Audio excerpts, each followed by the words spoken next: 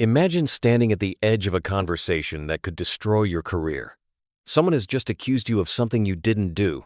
The room is watching. Your heart is pounding. Rage rises in your throat like molten iron. Every cell in your body screams for vindication, for justice, for the sweet release of unleashing everything you're feeling right now.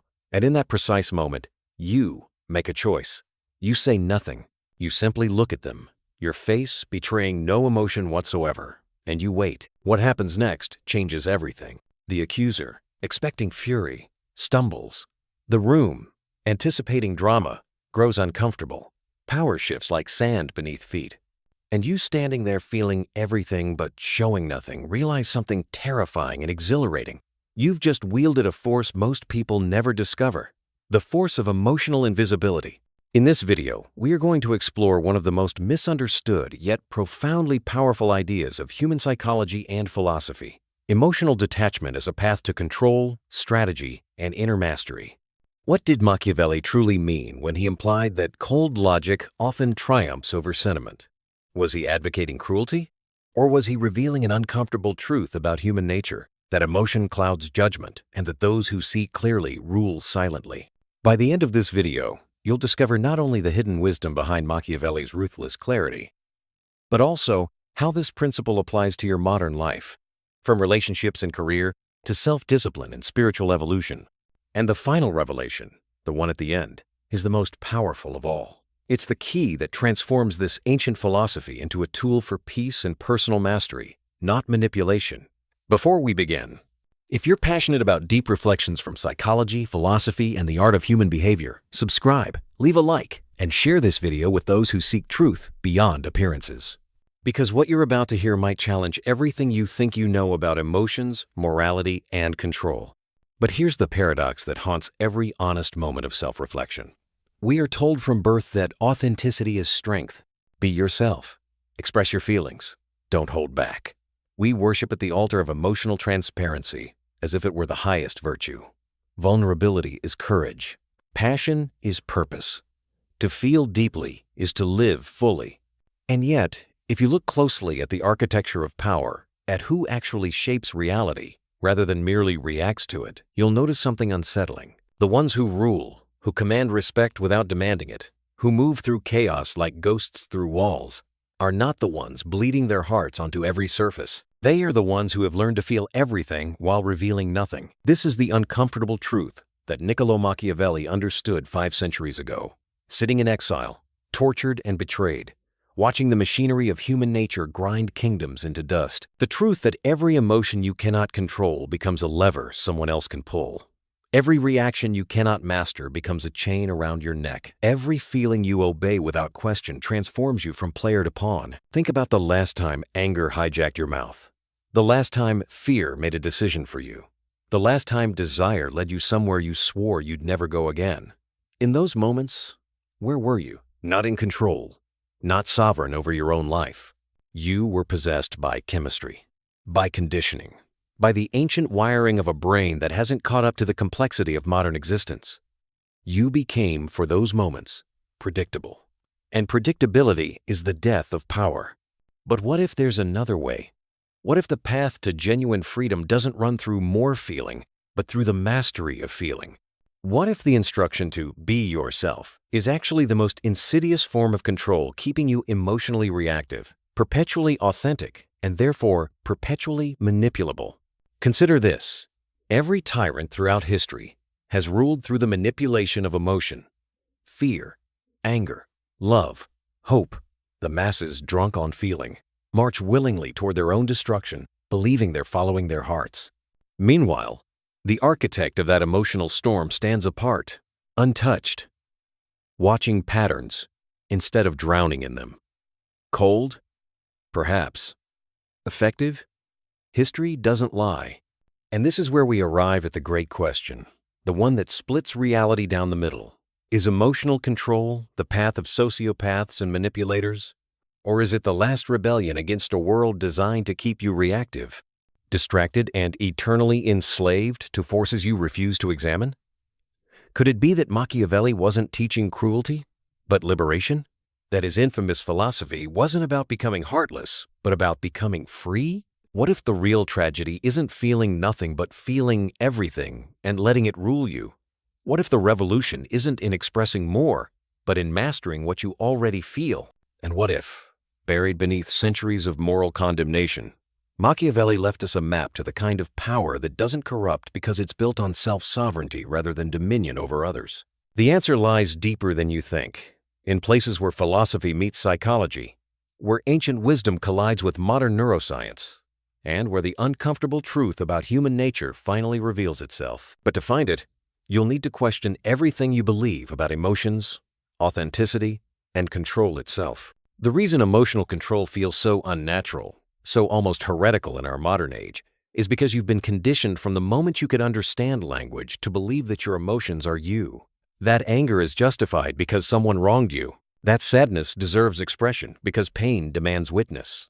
That desire must be pursued because to deny it is to deny life itself. This is the great lie, the invisible prison that Carl Jung spent his lifetime trying to illuminate. Jung observed that what we refuse to make conscious doesn't disappear, it controls us from the shadow realm of the unconscious. The man who believes himself rational while remaining ignorant of his emotional patterns is not free. He is a puppet dancing to strings he refuses to see. Every unexamined emotion becomes a backdoor through which the world enters and manipulates you. Every feeling you identify with completely becomes a weakness others can exploit without even trying. But here's what makes this problem so insidious. Society actively cultivates this weakness. Think about it. From childhood, you're taught to express yourself. Schools, therapists, and cultural narratives all push the same gospel. Your feelings are valid. Your emotions matter. You must honor what you feel. And while there's surface-level truth to this, there's a darker mechanism underneath. Because a population that cannot control its emotions is a population that can be controlled by anyone who understands them. Friedrich Nietzsche saw this with brutal clarity. He recognized that what civilization calls morality is often just a sophisticated system for making people predictable. When you can be counted on to feel guilt, to react with anger, to crumble under shame, you become farmable. Your emotional responses can be harvested like crops. Political movements do it. Corporations do it. Even relationships do it. The one who remains emotionally sovereign, who can feel without being consumed, becomes ungovernable. This is why Machiavelli's observations cut so deep. He wasn't advocating for cruelty. He was diagnosing a condition. He watched the mechanisms of power strip away the illusions and saw that those who succeeded weren't necessarily good or evil, they were simply awake. They understood that human beings are governed by emotional triggers as reliable as clockwork. Fear of loss, hunger for validation, terror of exclusion.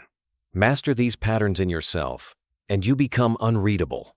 Master them in others, and you become influential. Arthur Schopenhauer took this further, arguing that beneath all human striving lies a blind, unconscious will, a force that drives us towards suffering through endless desire and attachment. We chase, we cling, we react, all while believing we're in control. But the man who can observe his own will, who can witness desire without surrendering to it, achieves something rare. He escapes the wheel of suffering that crushes everyone else. The hidden problem, then, is not that we feel, it's that we've been taught to obey feeling without question. We've been given a vocabulary of emotional authenticity that sounds like freedom but functions as a chain. Follow your heart becomes be predictable. Express your truth becomes advertise your vulnerabilities.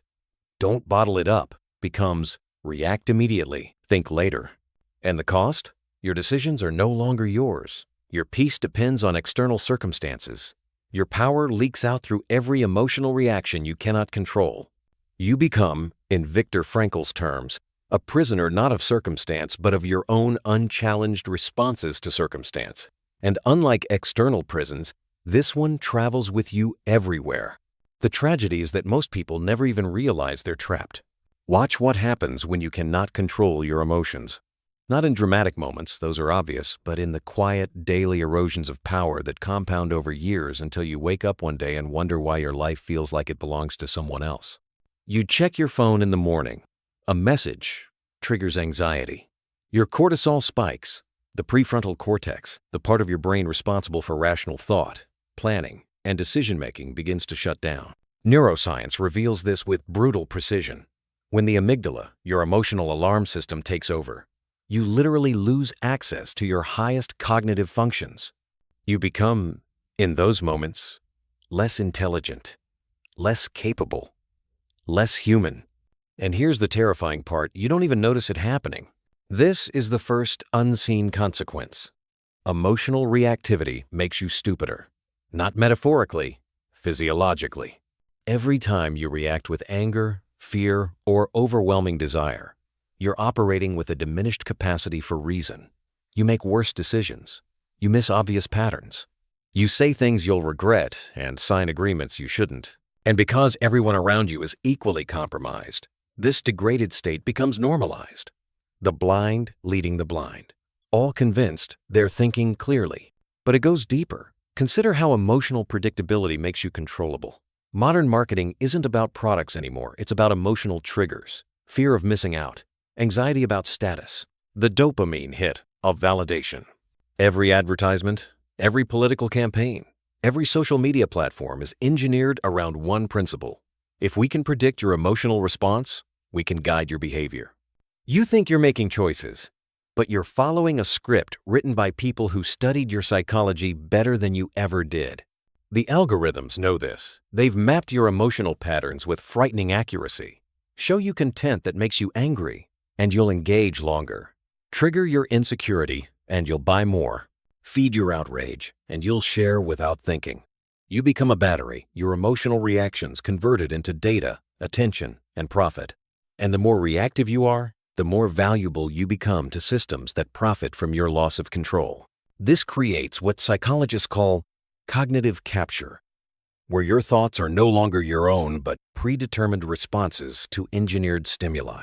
You believe you're forming opinions, but you're really just having emotional reactions that feel like thoughts. The person who cannot distinguish between feeling and thinking cannot distinguish between manipulation and truth. Then there's the social dimension.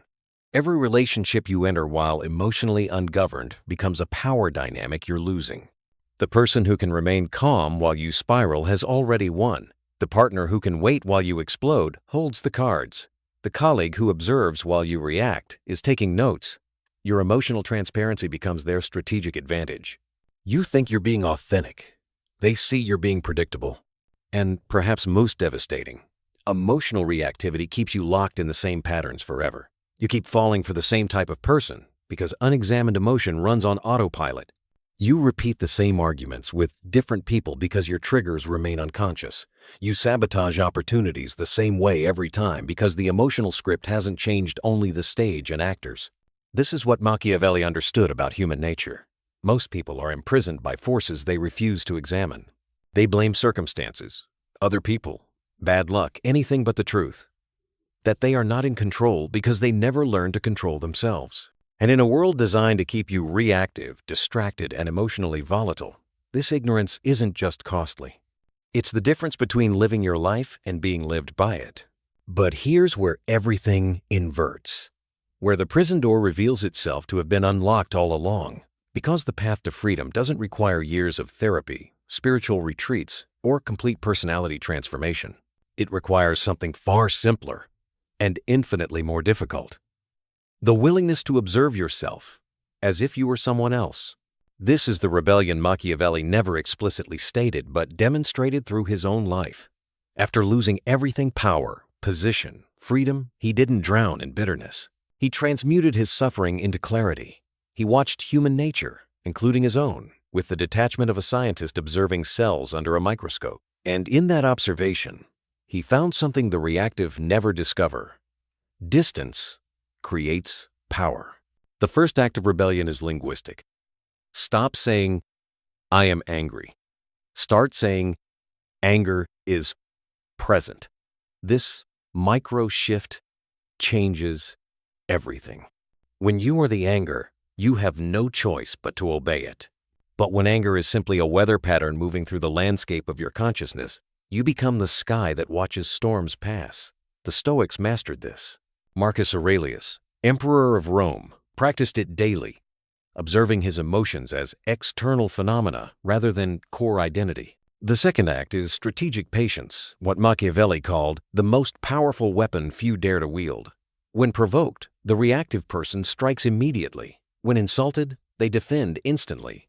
When tempted, they surrender without pause. But the free person introduces a gap. Count to 10.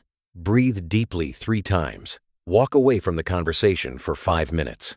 In that space between stimulus and response, as Viktor Frankl discovered in the concentration camps, lies all human freedom. Consider Emperor Augustus of Rome. He inherited a republic torn by civil war, surrounded by enemies who had murdered his adoptive father. The reactive choice would have been immediate, bloody vengeance. Instead, he waited. He forgave enemies strategically. He struck when opponents least expected it. He built an empire not through emotional outbursts, but through calculated restraint. His power came not from suppressing emotion, but from refusing to let it dictate timing. The third act is discernment understanding that not every emotion deserves expression. The modern world has sold you the lie that authenticity means total transparency.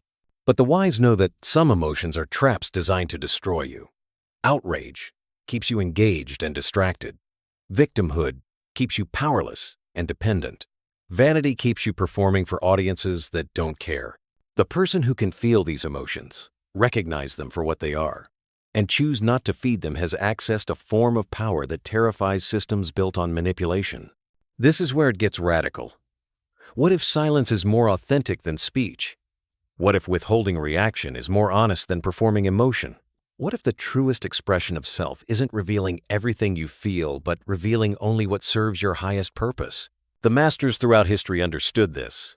Buddha sat beneath the Bodhi tree while demons attacked him with temptations and terrors, and he simply observed, without reacting. Jesus remained silent before accusers, his composure more devastating than any defense. Miyamoto Musashi, the legendary samurai, wrote that the ultimate warrior achieves no mind, a state where emotion cannot cloud perception or delay action.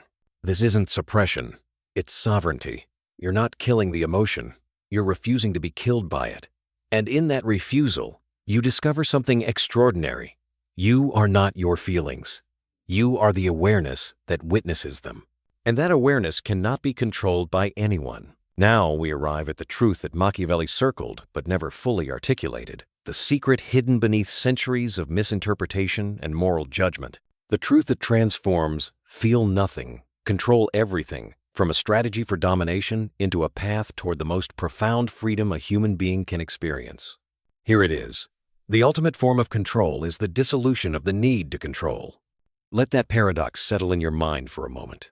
Because this is where most interpretations of Machiavelli fail, they stop at the mechanics of power and miss the spiritual architecture underneath. They see the prince manipulating others and assume that's the end point. But if you read carefully, if you understand what Machiavelli lived through, betrayal, torture, exile, the complete collapse of everything he built, you realize something deeper. His philosophy wasn't born from a desire to dominate. It was born from the need to remain unbroken in a world designed to break him. When you master your emotions, something shifts. At first, you use that mastery strategically. You don't react in arguments, so you win them. You don't show fear, so people respect you. You don't surrender to desire, so you make better choices. This is the first level control as a tool, and it works. Your life improves measurably. You become more effective, more respected, less vulnerable to manipulation. But then something unexpected happens. The more you practice emotional sovereignty, the less you need the outcomes you were trying to control. You stop needing to win arguments because your peace no longer depends on being right. You stop needing respect because your sense of self no longer requires external validation. You stop fearing loss because you've discovered something that cannot be taken, the unshakable core of awareness that exists before, during, and after every emotion. This is what the great spiritual masters discovered across every tradition. Buddha called it enlightenment, the end of suffering, through the end of attachment. The Stoics called it apatheia, not apathy, but a state beyond passion, where you remain undisturbed by fortune. Jesus spoke of being in the world, but not of it. They were all pointing to the same realization. When you stop being moved by the emotional tides, you don't become cold, you become infinite. Machiavelli described this indirectly through his concept of virtue, a kind of excellence that combines strength, cunning, and adaptability. But underneath that, political language was something more profound, the ability to act from clarity rather than compulsion. The prince who succeeds isn't the one who has no emotions. He's the one who has transcended their tyranny. He feels everything: love, fear, ambition, rage, but none of it moves him from his center. Consider what Viktor Frankl witnessed in the concentration camps. Surrounded by unimaginable horror, stripped of every external source of meaning, he discovered that one freedom remained: the freedom to choose his response. Not to control the circumstances, that was impossible, but to control the one thing that mattered most: his inner state. And in that discovery, he found something the guards, despite all their power, could never touch. He found sovereignty. This is the final revelation. Control over everything begins and ends with control over nothing. When you stop trying to control others, outcomes, or even your own emotions through force, and instead simply witness them with complete presence, a strange alchemy occurs. The world stops being your opponent. People stop being obstacles. Emotions stop being enemies. Everything becomes information, pure, clear, actionable information. You walk into a room where everyone is arguing, and instead of joining the chaos, you see the pattern. You face loss, and instead of drowning in grief, you feel it fully while knowing it cannot destroy the awareness that observes it. Someone insults you, and instead of defending or attacking, you recognize their words as reflections of their own pain. Not because you're suppressing your reaction, but because you genuinely see more clearly than reaction allows. This is what Machiavelli was pointing toward when he stripped away the comfortable illusions of morality and power. He was showing you that beneath all the strategies, manipulations, and political calculations lies a simple truth: the person who cannot be moved cannot be defeated. Not because they're strong enough to resist everything, but because there's nothing left to defeat. No ego demanding validation, no fear seeking safety, no desire chasing fulfillment, just pure, present awareness responding to reality as it is, not as emotion distorts it. The phrase, "feel nothing, control everything," reveals its deepest meaning here. To feel nothing is not to become numb, it's to feel everything without identification. The anger comes, you feel it completely, and it passes through you like wind through an open window. The fear arrives, you acknowledge it fully, and it dissolves like mist in sunlight. You become emotionally porous. Nothing sticks, nothing accumulates, nothing owns you. And when nothing owns you, you control everything that matters. Not other people, not circumstances, not fate, but the only kingdom that was ever truly yours, the realm of your own consciousness. The space between what happens and how you respond. The infinite now, where choice exists. Machiavelli spent his life teaching rulers how to control empires. But his greatest lesson, the one hidden beneath the political theory and strategic advice, was always about ruling yourself, about becoming the kind of person who cannot be enslaved by emotion, manipulated by fear, or seduced by desire. Not because you've killed your heart, but because you've awakened to something larger than the heart's temporary storms. In that awakening, you discover what the reactive never know. Peace is not the absence of challenge. It's the presence of mastery. Freedom is not getting what you want.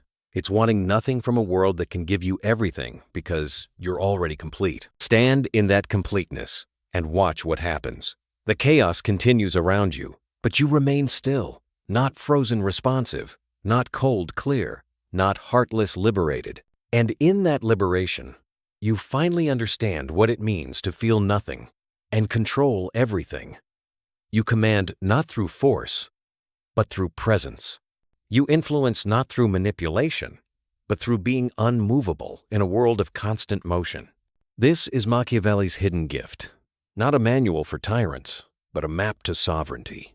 The sovereignty of a mind that has remembered what it always was, before emotion, before thought, before identity itself. Pure awareness, unshakable, untouchable, free,